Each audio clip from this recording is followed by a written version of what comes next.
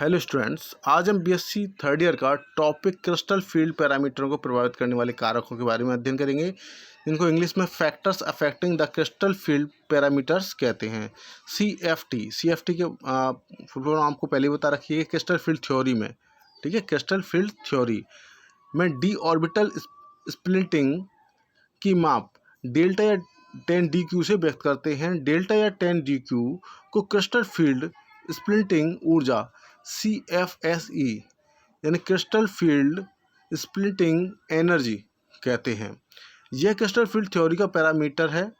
Delta को प्रभावित करने वाले कारक हैं जो निम्नलिखित हैं। इसमें नंबर वन दे रखा है आपको, नंबर वन दे रखा है लिगेंड्स की प्रकृति या स्पेक्ट्रो रासायनिक श्रेणी यानी कि nature of the ligands spectrochemical series.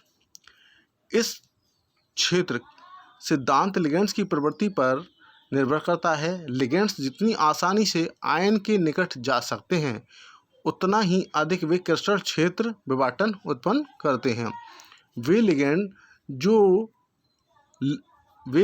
जो क्रिस्टल क्षेत्र विभाजन कम मात्रा में करते हैं दुर्बल क्षेत्र लिगेंड्स कहलाते हैं, यानी वीक फील्ड लिगेंड्स कहलाते हैं। जबकि जो लिगेंड क्रिस्टल क्षेत्र विभाजन अधिक मात्रा में उत्पन्न करते हैं वे प्रबल क्षेत्र लिगेंड्स कहलाते हैं।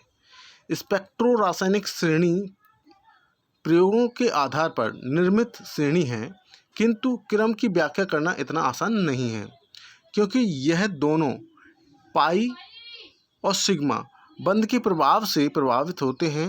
विभाजन में भिन्नता अन्य कारणों से भी होती है। जैसे तो देखिए नंबर वन कारण दे रखा है ए पॉइंट कि लघु लिगेंड उच्च क्रिस्टल क्षेत्र विभाजन प्रस्तुत करते हैं क्योंकि यह धातु आयन के निकट सरलता से पहुंच जाते हैं। यानी कि लघु लिगेंड्स क्रिस्टल क्षेत्र विभाजन उत्पन्न करते हैं। लघु लिगेंड जो छोटे लिगेंड्स होते हैं वो उच्च क्रिस्टल क्षेत्र विभाजन उत्पन्न करते हैं क्योंकि यह धातु आयन से निकट सरलता से पहुंच जाते हैं। उदाहरण के लिए फ्लोराइड, क्लोराइड, ब्रोमाइड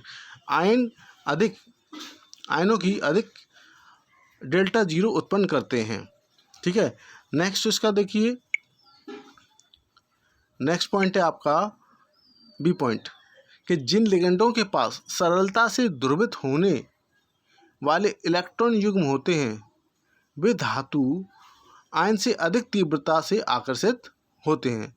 इसका सी पॉइंट देखिए कि जिन लिगेंडों में बहुबंध यानी कि मल्टीपल बॉन्ड बनाने की अधिक क्षमता होती है जैसे साइनाइड और नाइट्राइड, वे अधिक मात्रा में क्रिस्टल क्षेत्र विभाजन उत्पन्न करते हैं। उदाहरण के लिए साइनाइड लिगेंड एलाइड की अपेक्षा लगभग दोगुना क्रिस्टल क्षेत्र विभाजन उत्पन्न होता है।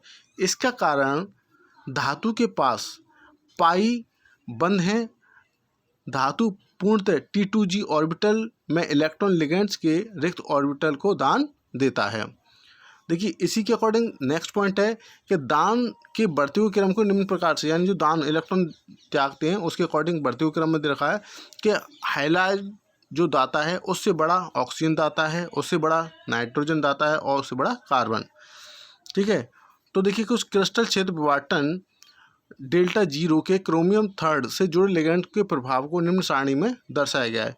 जो आपके देखिए एक टेबल दे रखी है जिसमें संकुल और लिगेंड्स और डेल्टा जीरो प्रति सेंटीमीटर में दे रखे हैं। तो एक टेबल दे रखी है, इस टेबल में देख लीजिए।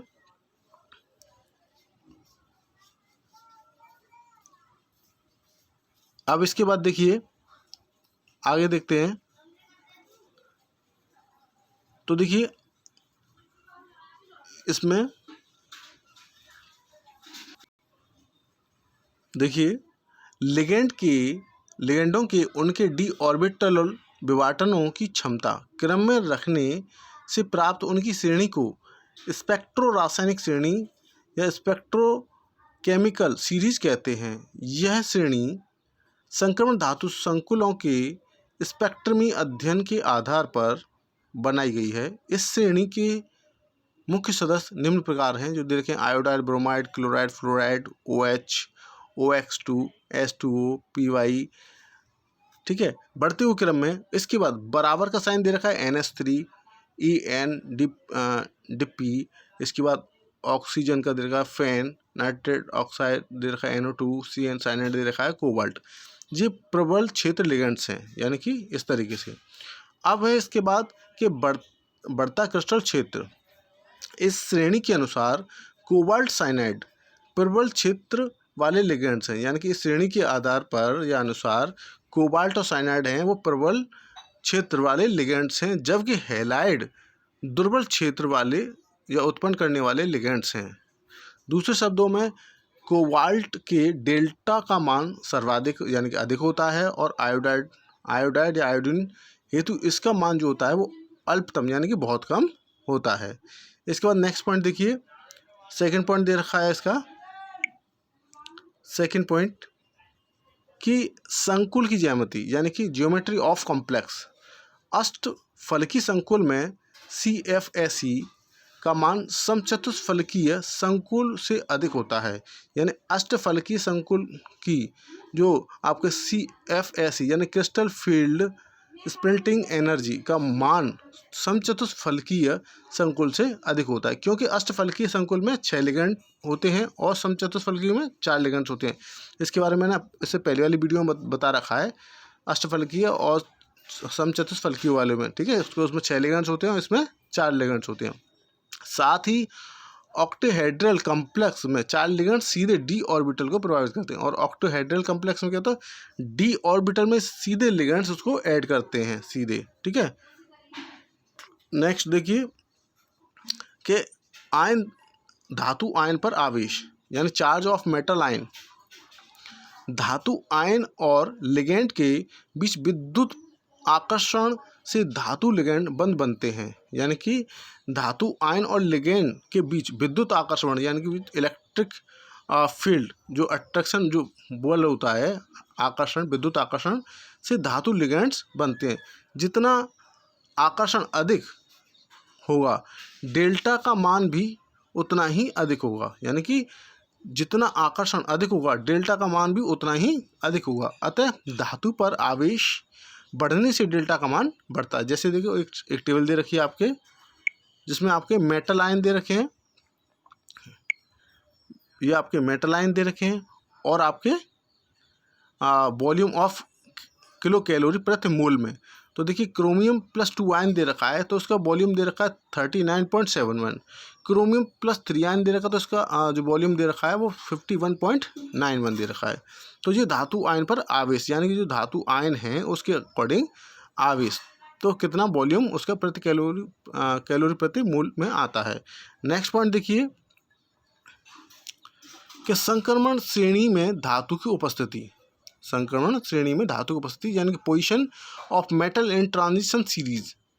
तो संकुलों का डेल्टा का मान द्वितीय और तृतीय संक्रमण श्रेणी में धातु की स्थिति पर निर्भर करता है। सामान्यतः प्रथम श्रेणी से तृतीय श्रेणी तक जाने में डेल्टा का मान बढ़ता है। मैंने आपको बताया था कि जो ट्रांजिशन सीरीज थी तो उसमें प्रथम द्वितीय और तृतीय उनमें जो धातुओं की स्थिति थी वो आपके स्थिति के अकॉर्डिंग ही निर्भर करता है, और प्रथम श्रेणी से तृतीय श्रेणी तक जाते हैं तो यानी कि फर्स्ट सीरीज के एलिमेंट्स हैं उनसे तृतीय यानी कि थर्ड सीरीज के एलिमेंट्स में जाते हैं तो डेल्टा जो मान होता है वो बढ़ता चला जाता है। तो देखिए कॉम्प्लेक्स दे रखा है कुछ इस टेबल में, और डेल्टा 0 प्रति सेंटीमीटर में मान दे रखे हैं, डेल्टा 0 किलो कैलोरी प्रति मोल में भी मान दे रखा है। ये आपकी टेबल दे रखी है, ठीक है। तो इसमें कंपाउंड दे रखे हैं, डेल्टा 0 प्रति सेंटीमीटर में दे रखे हैं उनके मान, और आपके डेल्टा 0 प्रति उसमें भी दे रखे हैं, ठीक है।